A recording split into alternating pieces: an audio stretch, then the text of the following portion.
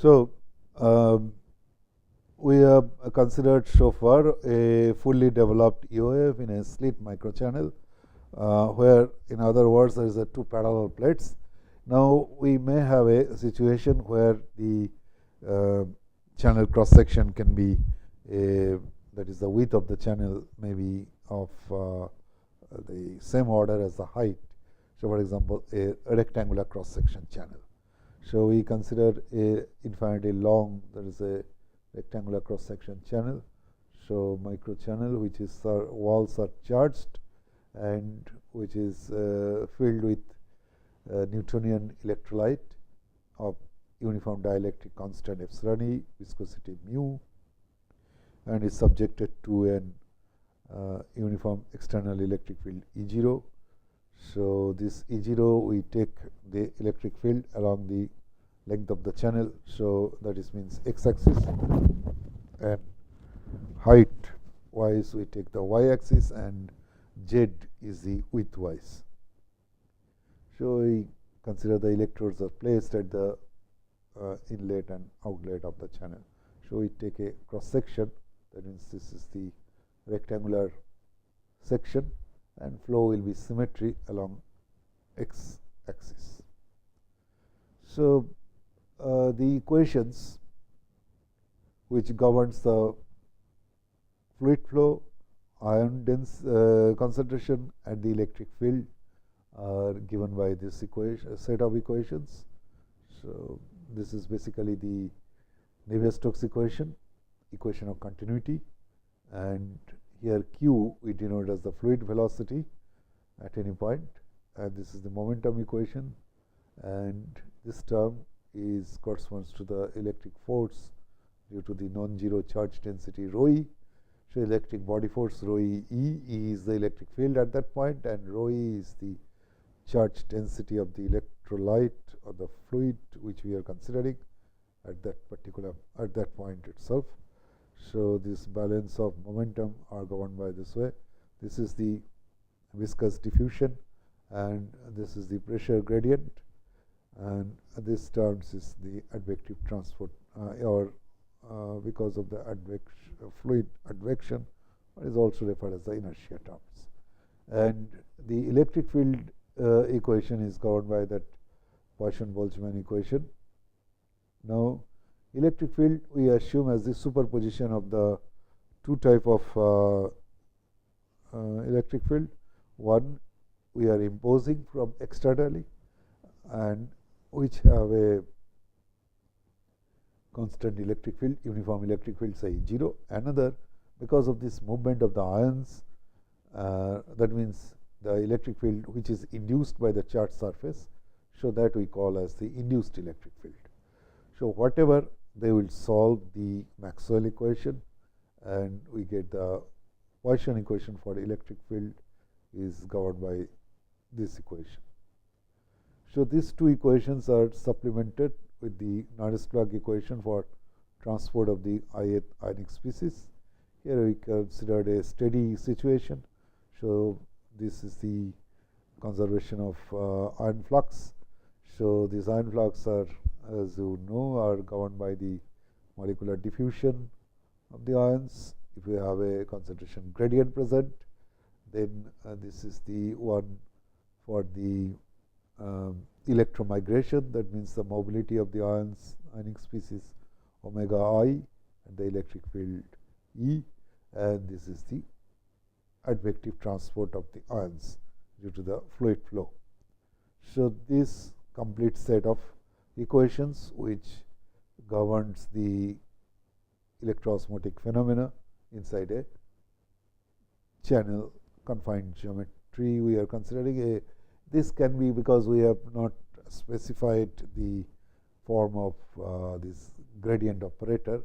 So, either way we can consider it as a capillary or rectangular microchannel or a capillary channel or whatever geometry you like to consider, because this is the basic equations. Now, these equations are subject to the boundary conditions. So, we can impose the channel wall as no slip boundary condition along with no normal flow. In a viscous fluid, if we have a hydrophilic surface So, we have the no slip and no normal flow, and ion flux also 0 ion flux on the channel wall along the direction of the normal, and the electric potential or surface charge density are assumed to be given. Now, these equations we scale, not dimensionalize in this manner. So, we are considering a Cartesian coordinate system. So, this coordinate x, y, z are not dimensionalized by L, the length, height, and W, the width of the channel. So, the scaled variable, if I denote by a this star, so this is the way. Now, remember that L is quite larger than H and W, and velocity is scaled by the this u0 is also some can be referred as the Smolchowski velocity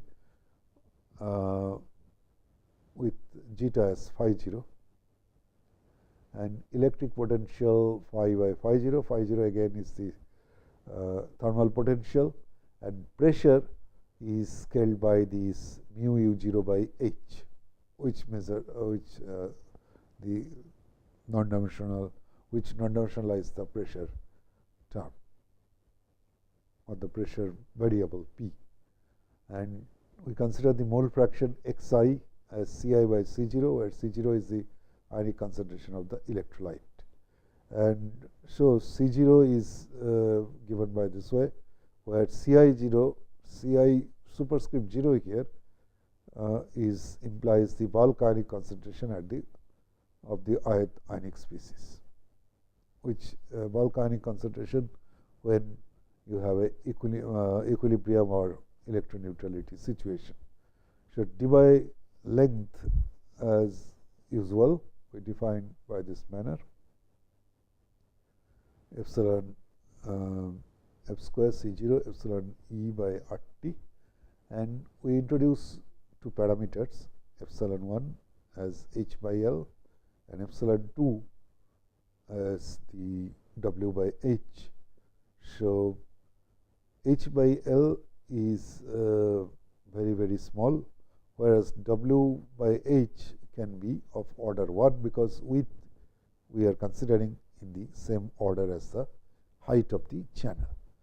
And Reynolds number we introduce by this manner, u0 h by nu, and Schmidt number by this nu by dy, the diffusivity of the ions. Now, what do you find that Peclet number is governed by this relation. Now, normally these Reynolds number will be very small, but the Schmidt number are quite high. So, this creates the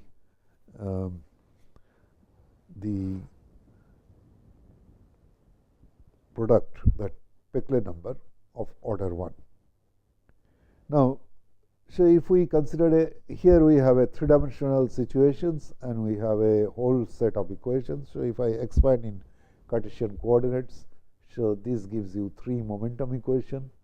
These are single equations, and this will be giving the ionic species. Say if I consider binary, even if I consider symmetric, so we get a huge set of equations. So, now,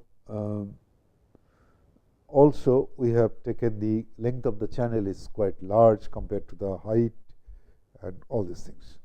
Now, what we want to do is we want to consider the reduced form of the equations of the governing equations.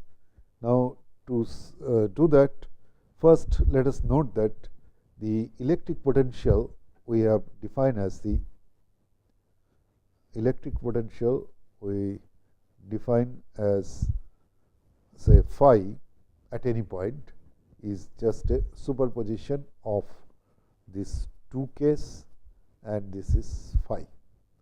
So, E0 x is the external, E0 is the external electric field,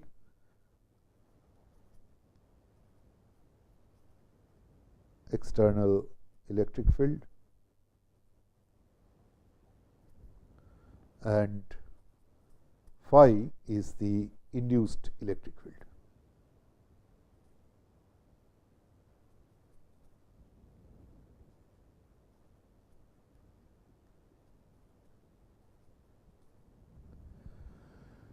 Now, if I see the Poisson equations for the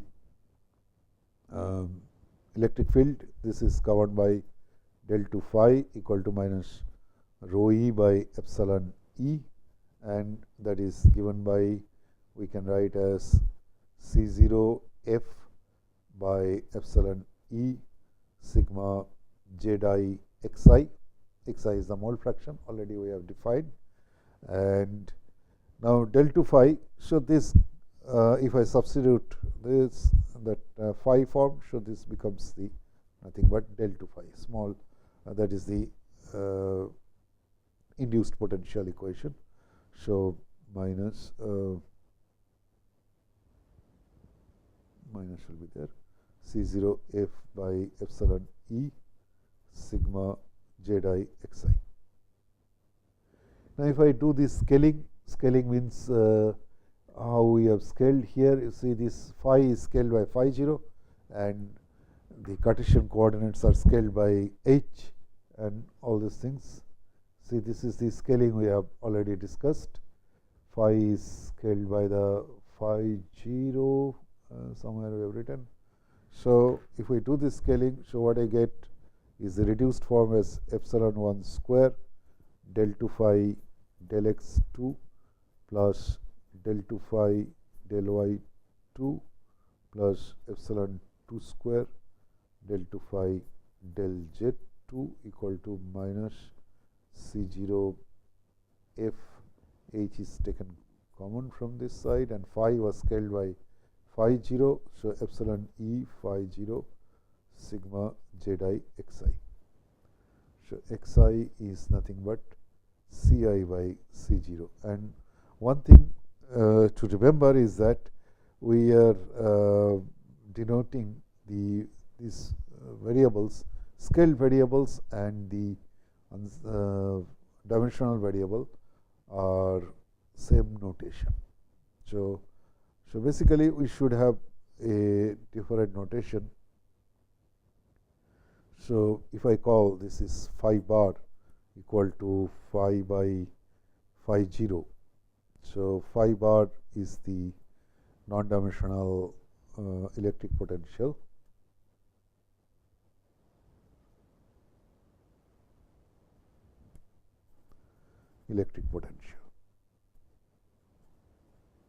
And we drop the overline over bar. Now, epsilon 1 is very, very small, and also note this epsilon 1 is very small, and also this kappa, which is equal to the lambda inverse, is given by f square C0 by epsilon e r t to the power half. Now, this phi 0 is nothing but RT by f. So, this can be written as, so reduced form is del 2 phi del y 2 plus epsilon 2 square del 2 phi del z 2 equal to minus kappa h whole square g minus f, if I consider a binary monovalent electrolyte is considered.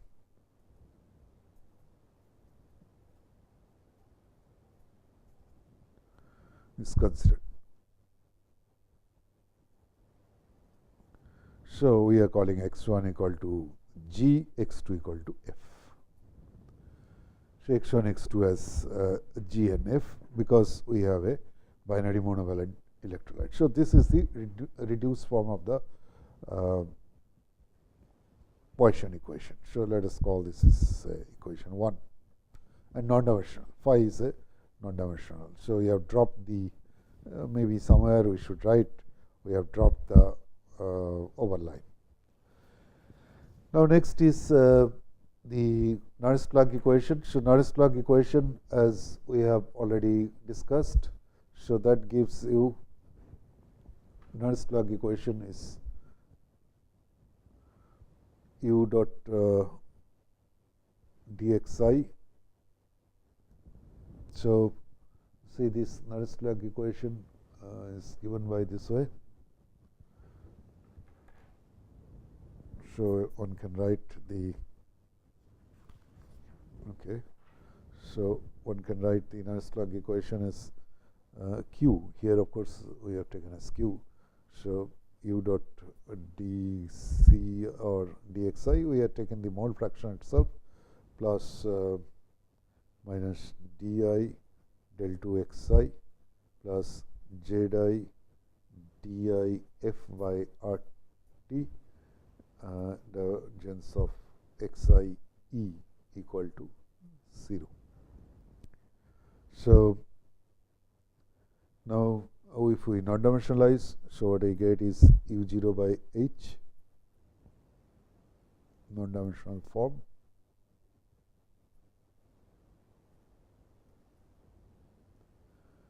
non-dimensional form is u0 by h, I think I write here, u0 by h epsilon 1 u del xi del x plus v del xi del y plus epsilon 2 del x w del xi del z minus di by h square epsilon 1 square del 2 xi del x2 plus del 2 xi del y2 plus epsilon 2 square del 2 xi del z2, the diffusive terms, plus this is the dif,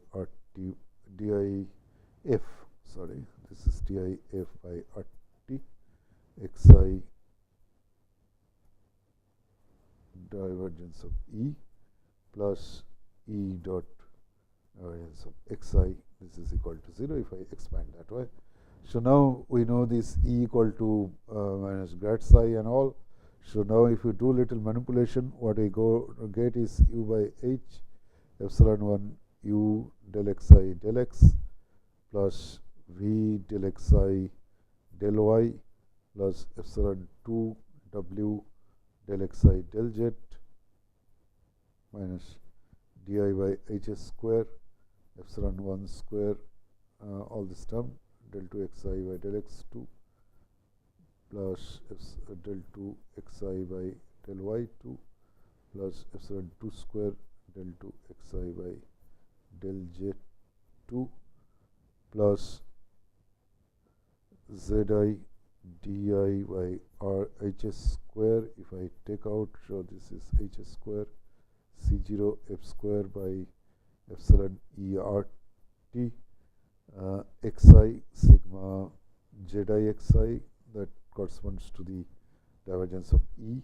then minus phi 0 into f by rt, that is the other one equation, epsilon square del phi del x del xi del x plus del phi del y del xi del y plus epsilon 2 square del phi del z del xi del z equal to 0. So if I introduce this Reynolds number and Beckley number, so and also note that this is the convective charge. So epsilon 1 is very, very small and the Reynolds number is quite small, and if we neglecting the nonlinear convective terms,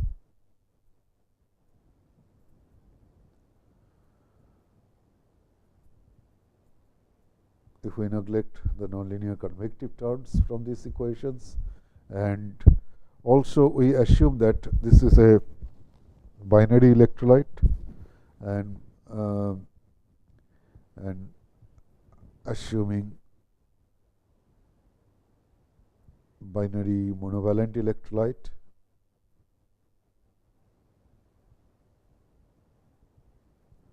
we get a reduced form. We get a reduced form of the equations in this manner.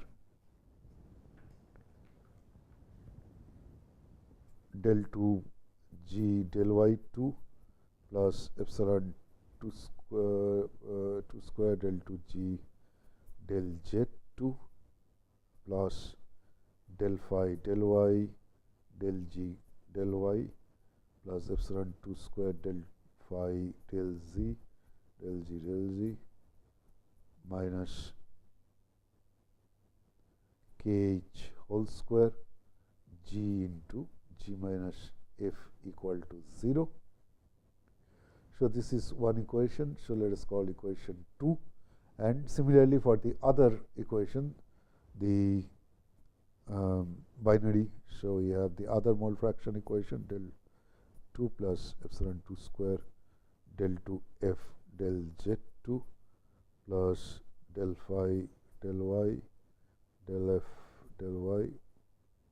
This will be minus because the valence is minus, plus epsilon 2 square del phi del Z del F del Z plus kh whole square F into G minus F equal to 0. This is the equation 3.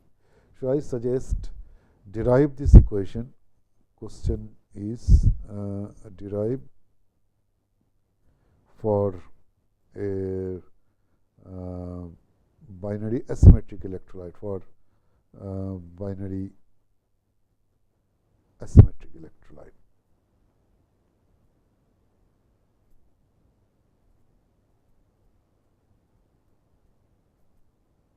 Okay, not even binary symmetric electrolyte.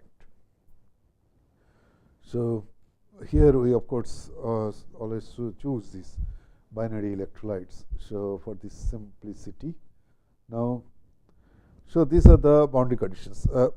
These are the transport equations for the ions G and F. Now, we can impose the boundary condition on the boundaries. On the boundaries, we will have the no normal flux.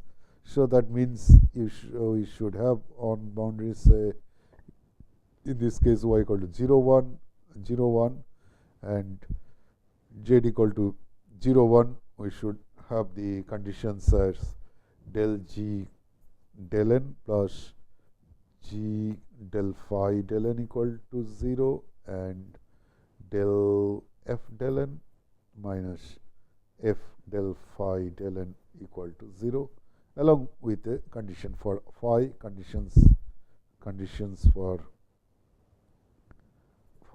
phi or del phi del n is prescribed. Now, we need the equation for u, because see this equation, these two equation doesn't depend on the u, but it depends on phi. But we need the equation of u in order to know the electroosmotic flow. So, the equation of continuity, the Navier-Stokes equation, non-dimensional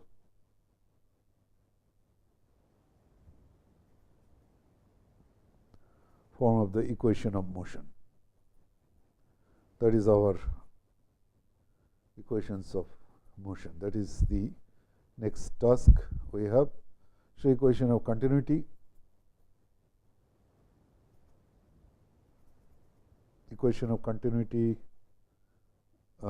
if I scale, so what I get is epsilon 1 del u del x plus del u del v del y plus epsilon 2 del w del z equal to 0, or epsilon 1 is very small.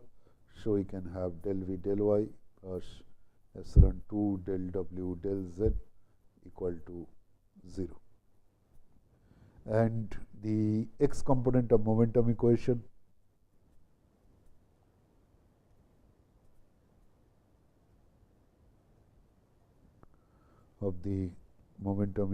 is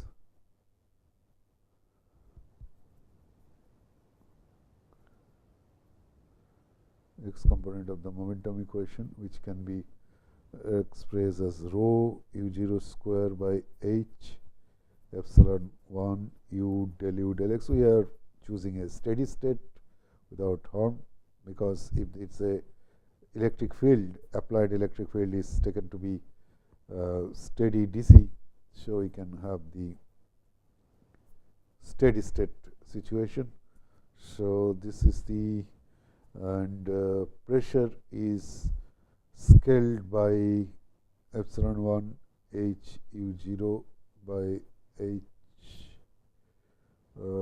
this is the u square by h, so this is h square because you have del p del x, so p is scaled and x is scaled by h, then mu u0 by h square, this term diffusion terms, there is a mu already there, so del x2 plus del 2u del y2, these are all scaled variable, del 2u del z2, then we have this minus f c0 g minus f, again we are taking as binary, and inside this is the del phi del x, del capital phi del x, so they have a term E0, and see this capital phi is minus phi minus E0x plus epsilon by h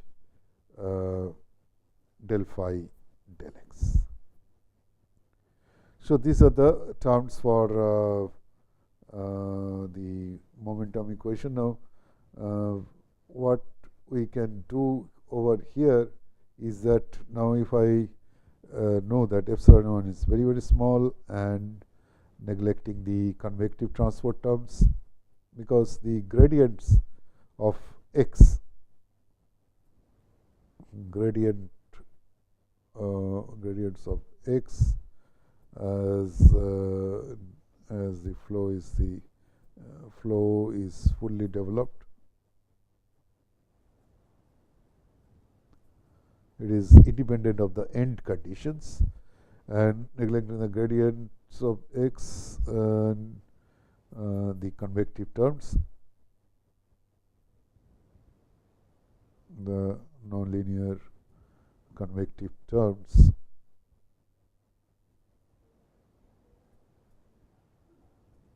this can also be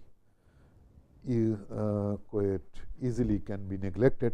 So what I get, this term is becoming negligible, this pressure term is becoming negligible, so that means these are the terms which are suspected to be gone, this is gone, so this is also gone, and this term is gone. So with that, the red ink things are gone, so the reduced form comes out to be del 2u del y2 plus epsilon 2 square del 2u del z2 plus kappa h whole square g minus f equal to 0. So this is becoming the equation 4. Okay, and the same way now one I think I have that one. So this is the reduced form of the equations. Now one interesting thing from here, you see, we don't require to get the solution for u, because this is the most dominating velocity components. So to get the solution for u, we don't require the derivation of other momentum equations. So u is the most dominating compared to the other momentum, other velocity component, because that is the along the axial direction. So you satisfy these equations. Now this equation G and F are involved, and G and F are solved by these two transport equations, and again G and F is also coupled with the electric potential equation that should be small phi. So, in a way, so what I find is that so I just write the other two equations, the y momentum and other, that gives you del 2 v del y2 plus epsilon 2 square del 2 v del z2 equal to del p del y plus lambda into del phi del y g minus f, and we have del 2 w del y2 plus epsilon 2 square del 2 w del z2 equal to epsilon 2 square del p del z plus lambda del phi, here also, okay, this will be epsilon 2 del phi del z g minus f. No, this is square. Yeah, one can verify in the similar way, one can derive this equation. Now, you see this u is much bigger than v and w. That means our focus on determining the axial velocity, determine the velocity along the direction of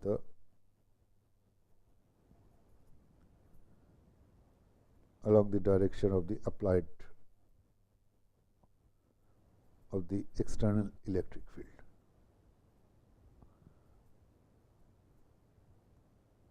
So, external electric field. So that's why what I find that the equation for u is decoupled from here. But one can solve this if I once phi u phi g f are known.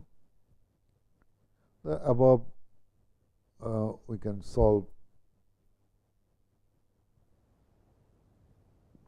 for v and w. And also another thing is that from these two equations, say 5, 6, we can eliminate p and get an equation. Say if I differentiate 5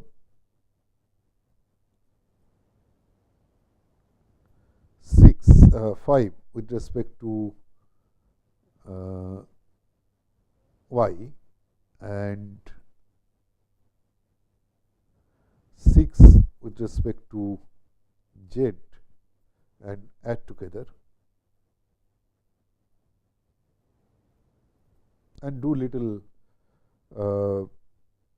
algebra, del 2p del y2 plus del 2p del z2, I think there will be epsilon 2 square, I guess, equal to some lambda into del 2 g del y2 plus epsilon 2 square, this is del 2 g del z2 plus del 2 f del y2 plus epsilon 2 square del 2 f del z2.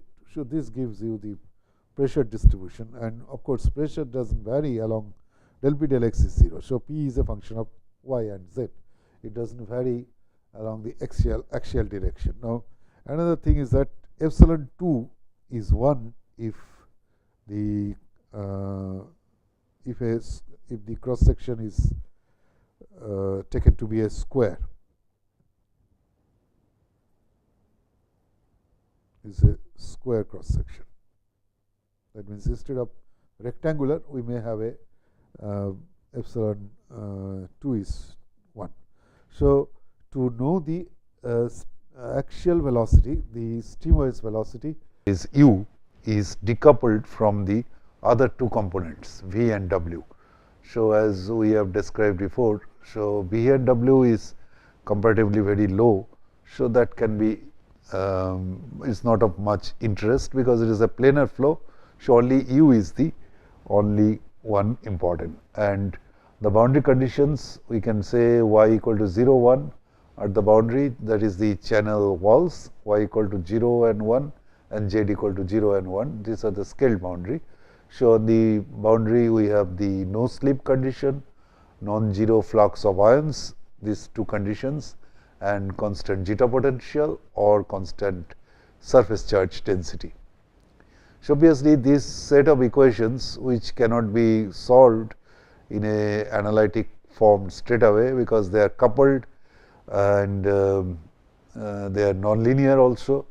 So, but one can solve by the boundary value problem and we get a solution. If we do the numerical solution, we get a solution of this form. Now, see the interesting part is that when the channel height is 25 nanometer, where the Debye length is and channel height are comparable. So, in that case comparable means the ratio is close to 1.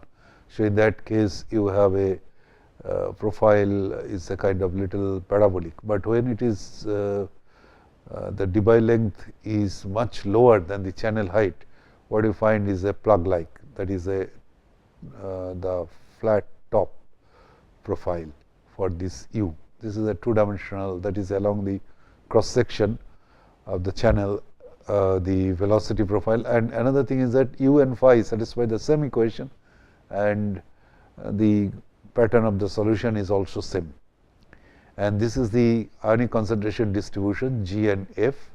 So, what we find that when channel height H, as I said, is close to the channel Debye length.